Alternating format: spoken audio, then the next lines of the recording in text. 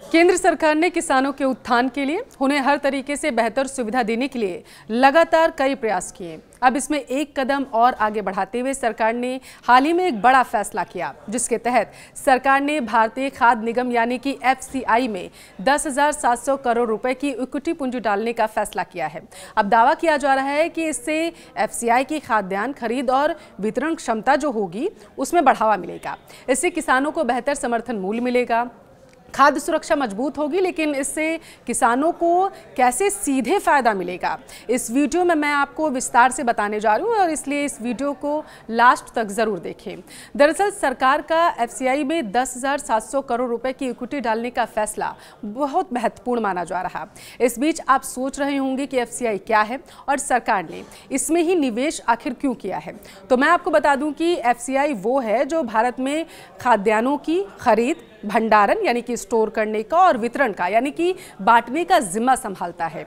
किसानों को कल्याण और कृषि क्षेत्र के विकास में अहम भूमिका निभाता है। सरकार का यह फैसला 2024 और 25 के वित्तीय वर्ष के लिए लिया गया है, जिससे एफसीआई को अपनी कार्यशैली पूंजी बढ़ाने में मदद मिलेगी, ऐसा माना जा रहा। यह पूंजी एफसीआई को ज़्यादा खाद्यान्न खरीदने और उन्हें सही जगहों पर बांटने और किसानों को उनकी उपज का उचित मूल्य यानी कि उचित जो उनकी क्षमता होगी वो दिलवाने में सहायक होगी। मतलब एफसीआई को इससे बहुत फ़ायदा होगा। आप इसे सरकार और किसानों के बीच मीडिएटर के तौर पर भी समझ सकते हैं। जब पीएम मोदी ने 10,700 करोड़ का निवेश किया तो उन्होंने कहा कि इससे एफसीआई की खाद्य खरीद, वितरण क्षमता में सुधार होगा, साथ ही किसानों को बेहतर समर्थन भी मिलेगा, जिससे उनकी आय में बढ़ोतरी होगी और खाद्य सुरक्षा में भी सुधार होगा। मोदी ने इससे कृषि क्षेत्र को मजबूत करने और भारत की खाद्य सुरक्षा को बढ़ावा देने की दिशा में एक अहम कदम बताया है। जहां मैं आपको बता दूं कि एफसीआई की शुरुआत 1964 में 100 करोड़ रुपए की पूंजी के साथ की गई थी, लेकिन आज इसकी स्थिति जो है वो बेहद मजबूत हो चुकी है।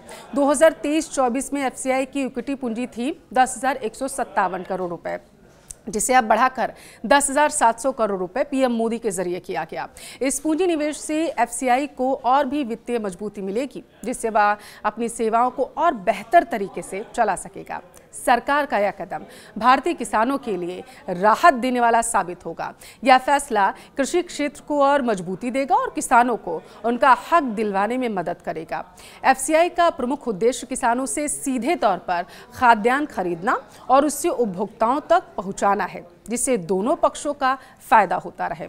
सरकार का यह कदम कृषि के क्षेत्र और किसानों के लिए एक सकारात्मक संदेश है। इससे न केवल खाद्य सुरक्षा मजबूत होगी, बल्कि किसानों को उनकी मेहनत का सही दाम भी मिलेगा। 10,700 करोड़ रुपए की इक्विटी पूंजी से एफसीआई की कार्यक्षमता बढ़ेगी, किसानों को सरकार के समर्थन का फायदा मिलेगा।